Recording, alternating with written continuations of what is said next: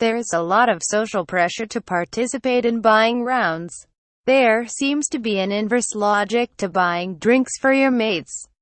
The people who come under most pressure to take part in rounds are those that can least afford it. I remember this distinctly from my uni days. I studied in Bathurst in the mid-1990s, and most of our socializing was done at the uni bar or pubs around town. You could barely walk into a beer garden without being told it was your shout. Of course, sometimes people were just trying it on, but it did seem there was always a high level of social expectation no matter who you were or who you were with. Going to the bar alone and buying a drink just for yourself was plain antisocial. We were all living on meager student allowances or crappy part-time jobs. So this socially enforced spending on alcohol soaked up a significant part of our budgets, as well as the financial strain. It led to binge drinking after all. If money is tight and you buy 7 drinks, then you'd want to receive about 7 drinks, preferably on the night. Trying to claim someone owed you a drink a week or two later would just make you look petty and stingy. Bob Hawke sculls a beer during the Australia vs India cricket test at the SCG in 2012.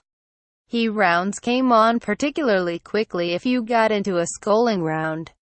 When you're 19, it's hard to resist the peer pressure if you have a dozen people looking at you and demanding you down the drink in one go. Some people don't grow out of it.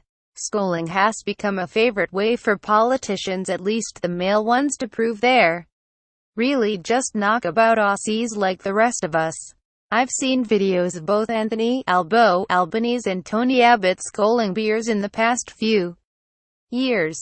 And of course Bob Hawke has made an art form of it.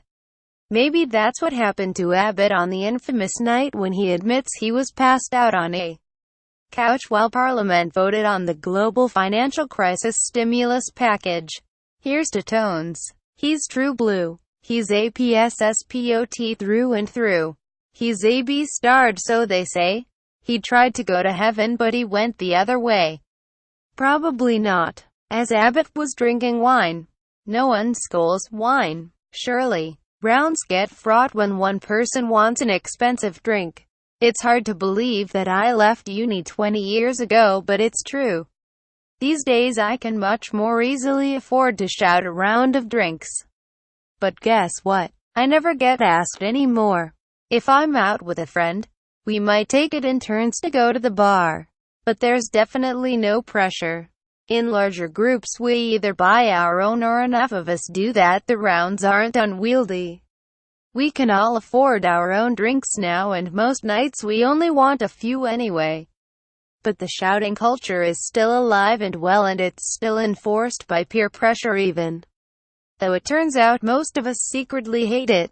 According to research done by Pure Profile on behalf of Me Bank in August this year, the survey, with a national representative sample of 1,000 respondents, found 85% of us participate in buying rounds of drinks, but 81% of us would rather buy our own. That's not a survey of uni students, that's across all age groups.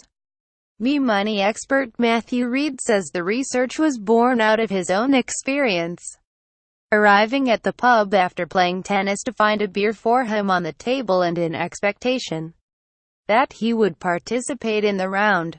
Most Australians think shouts are unfair. 1 in 2 say they know someone who consistently fails to return a shout. More than 1 in 2 say someone always spends more or less than others. Almost 2 out of 3 say they spend more than they otherwise would when involved in a shout. It forces them to buy more expensive drinks for their mates, and the round is not always reciprocated.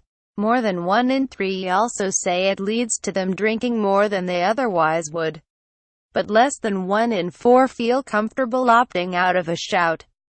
Social pressures include feeling expected to participate, not wanting to look too tight with money, and thinking it would be un-Australian to refuse. For the younger crowd, you could save money by buying jugs of beer or mixed drinks for the group rather than individual drinks.